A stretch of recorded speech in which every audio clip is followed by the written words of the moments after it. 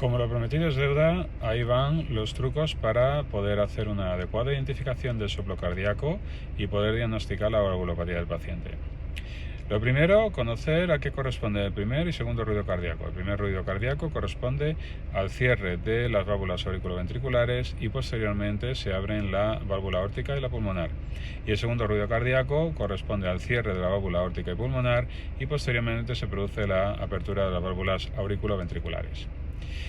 Lo segundo que hay que conocer es el concepto de estenosis e insuficiencia. Estenosis significa dificultad para la apertura de la válvula en el momento en que se abra, y insuficiencia significa dificultad para el cierre de la válvula en el momento en que corresponda cerrarse.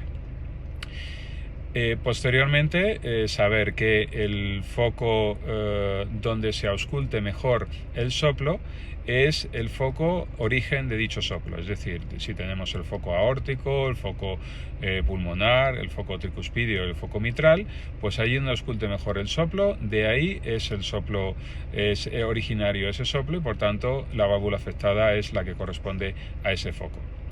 Y por último, cuando estamos auscultando a un paciente, tenemos que palparle el pulso radial. Si el soplo coincide con el latido del pulso radial, diremos que el soplo es sistólico, y si no coincide, diremos que el pulso es diastólico. Juntando estos tres conceptos básicos, podremos diagnosticar cualquier valvulopatía a cualquier paciente. Espero que os sea de utilidad.